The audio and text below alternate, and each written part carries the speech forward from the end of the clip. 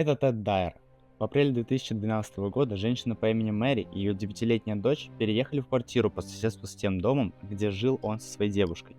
Мэри подружилась с этой парой, и они разговаривали друг с другом почти каждый день. Ее дочь оставалась с этой парой, пока она работала или бегала по поручениям. Прошел год, и однажды вечером, когда дочь Мэри проводила время в квартире Теда, Мэри поняла, что уже поздно, и решила пойти и проводить свою дочь домой. Позже Мэри рассказала полиции, что что-то подсказало ей не стучать в дверь Теда, а просто зайти внутрь. Войдя в квартиру, Мэри не увидела свою дочь, но она заметила, что дверь в спальню Теда была приоткрыта, и она решила заглянуть внутрь. Он приставал к ее дочери в углу комнаты, и она быстро вызвала полицию. Ее дочь сообщила полиции, что это происходит не в первый раз, и Теда арестовали и отправили в тюрьму на 25 лет.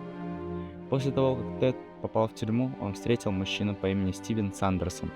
Оба сидели в одной камере. Чтобы поделиться друг с другом причинами, по которым они там оказались, Стивен объяснил, что после того, как он всю жизнь сидел в тюрьме за мелкие преступления и выходил из нее, он убил свою девушку и получил пожизненное заключение без права досрочного освобождения. Тед рассказал Стивену его историю, объясняя, что его подставили, и он не виновен в преступлении, в котором его обвиняют. Единственное, о чем Стивен не сказал Теду, так это о том, что в детстве к нему тоже несколько раз приставали. Поэтому, после услышанных слов Теда, история разожгла в нем огонь. Используя шнурки от ботинок Теда, Стивен лишил его жизни.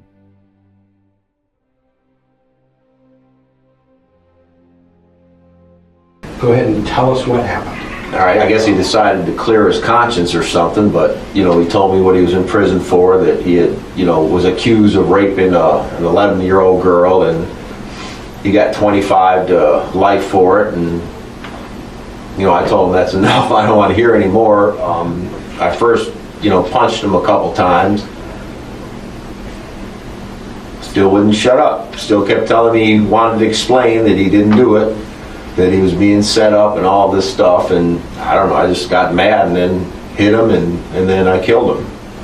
When I hit him and knocked him out, and then I took the shoelaces out of his shoes, tied them together, wrapped it around his neck, and strangled him. Then after I was done, I was aware of what I was doing, and then I just put him on his bed and covered him up and climbed in my bed and went to sleep. I noticed, we've been in your cell, that it appears that all of your belongings you Packed up, yeah. Okay. When did you do that? Right after I knew he was dead. Right after you knew. So, And the reason for doing that would be?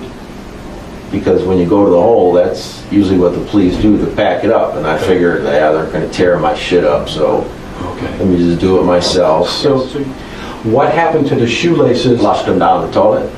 Okay. Now those laces came out of Ted's shoes. Yeah. And then when you were done, you flushed it down the toilet. Why would you do that? Because I'm an idiot. I don't know. Obviously I don't think right. I'm in prison for most of my life, so my thinking isn't really rational.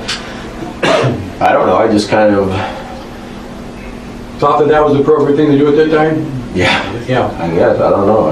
I know murdering somebody's not a good thing, but Jesus, man, if the things this guy did, things he said he did,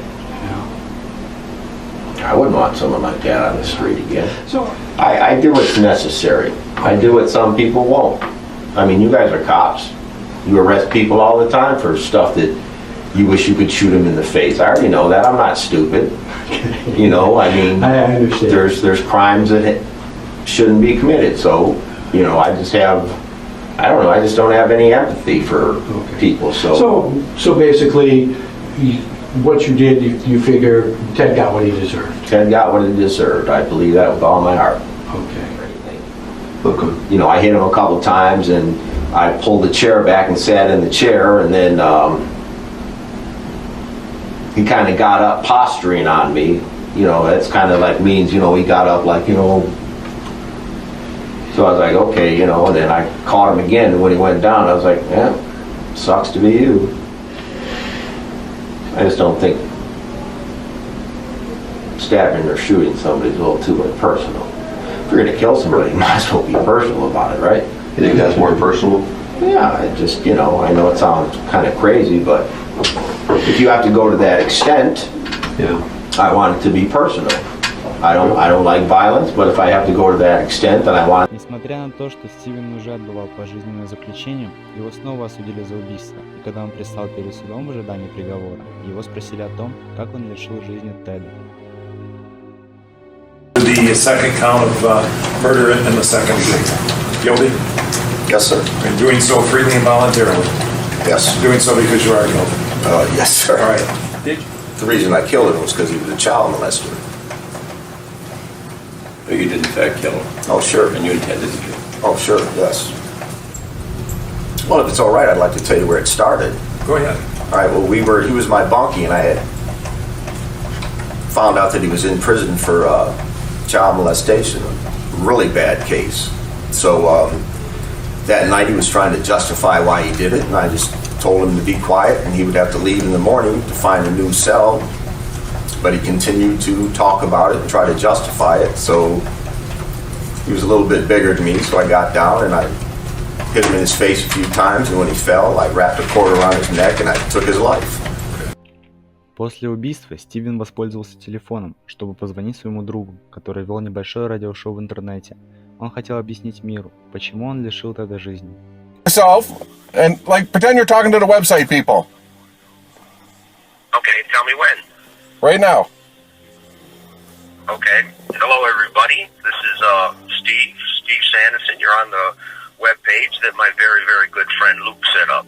I want y'all to know that this is legit because there's a few web pages out there that, for some reason, somebody seems to think that they're righteous enough to put it up for me. And I guess that's okay as long as it's doing what it should do. And what the web page should do is help you people out there realize what I've been through and what you need to watch out for. Because let me tell you something, darkness and evil is out there with you people, not in prison with me. It's out there with you. And I want you all to know what I've gone through and what other people have gone through is not something we need to hide. A lot of people want to know why I did what I did, you know, why I killed this man and, you know, many others, truthfully. And the reason is because of, well, I don't know, something inside of me as a child. I was horribly molested, horribly, to the fact of scarring, you know, beyond, you know, from the ages of 4 up to 12 and then beyond. I'll elaborate on that later, but I just wanted everybody to, I wanted to touch base with everybody. And I wanted to explain to everybody my reasons for doing things, and you see my drawings, and there's reasons behind every drawing. Right now I'm calling you from prison, actually, the Ionia Maximum Security Complex, where I'm housed after I murdered Mr. Dyer, if you can call him a mister. And I'm getting help from my very, very close friend Luke. So there's another website out there with some lady named Vanessa something who, you know, I'm told has been soliciting money. And I wouldn't give her anything because, you know, she even stole from my friend here, Luke. He was trying to send me a secure pack and look out for me because I have no support out there in the family or friends or anything. Basically just him. And she ripped the guy off. So I thought that was horrible. And the other websites I don't know about. But I just wanted to touch base with you people. And I wanted to let you know that you're not alone out there. You know, the people that have gone through this, the people that have felt the darkness, that have traveled through the forest and come out the other side, you're not alone. And there's no reason why you should be ashamed of what happened to you, because it's definitely not your fault. And I also don't want you to believe in that concept that everybody that was molested as a child goes out and molests other people. That's a lie. That is a stone-cold lie, and I'm proof of that. I've never, ever touched a woman, never touched raped a child. I've never done any of that garbage to any innocents. Now, have I killed other people? Sure, of course I have. You know, I've even killed women before. But I assure you, you know, as my word is my bond, that none of them were innocent. Anybody I've ever taken their life, none of them were innocent, I assure you. They all had that coming. And not just in my concept of what justice is, but in the concept of people that have the same type of heart as mine. Because we're locking these child molesters up, we're locking these rapists up, and then we're letting them go. And the whole cycle starts over again, and they're destroying our children, they're destroying the future. You know, I'm supposed to be out there with you people. I'm supposed to be out there taking care of a family, loving somebody, and I don't even know what those things are. I have no concept of what love is. You know, I've had girlfriends that in relationships never lasted more than a week or two because I was terrified to open myself to anybody. So, I mean, you know, again, I'm not blaming anybody. I don't blame anybody from where I'm at. I take responsibility for all the things I've done. But I want you people out there to understand that there's a bigger picture going on. There's a bigger scenario going on. And, you know, I'm kind of nervous. This is my first time talking to you. And I want you to know that this is not the last. If you have any questions about me, you're free to email me. You're free to write me or to contact Luke. Very good friend. I mean, and he's a man that you can trust. This man and his family have invited me into their hearts and their homes and have, you know, when I didn't have toothpaste, they sent me money to buy toothpaste. So, you know, I hear a lot of people say, oh, I wish we could look out for you, but you know what? Most of them are just lying sacks of shit and bullshit, and I don't expect anybody to give me anything. Nobody owes me anything. If you can help, fine. I have artwork. I'm willing to do artwork for anybody that's willing to, you know, whatever, supply the pictures, the ideas. I can draw pretty good, I think, and I also am going to write a book about my experiences and what to look out for, because a lot of people think monsters, you know, are the guy down the street, the old guy they're not. It's not. The old guy that's lurking around the parking lot, or the you know, the dude that's trimming the bushes and looking through your windows. No, the people that are evil are the guys that are right there next to you on the couch, in the room upstairs. Your next door neighbor, your police officers, your corrections officers. These are people that are the evil. These are the people that want to destroy everything good in this world.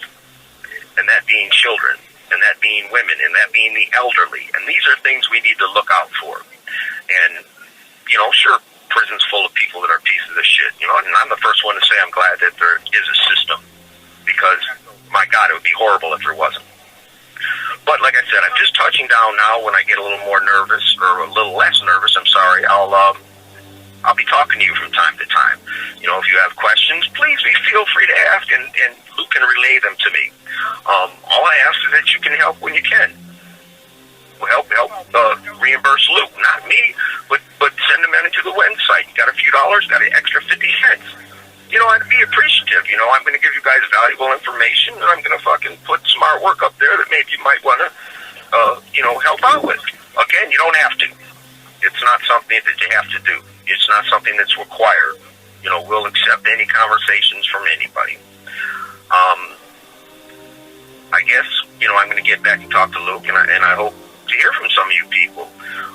There's a few people that, you know, I would like to thank. There's a guy named Brian Resno, who's a very good friend, and Jay Downs, who have shown themselves to be really good friends, and a lot of others that have sent me, you know, some money. I appreciate the fact that they've done that. You know, I would have appreciated a letter more and to talk to you more, because it is really miserable and lonely in here, and of course it's supposed to be, but, you know, I guess it is what it is.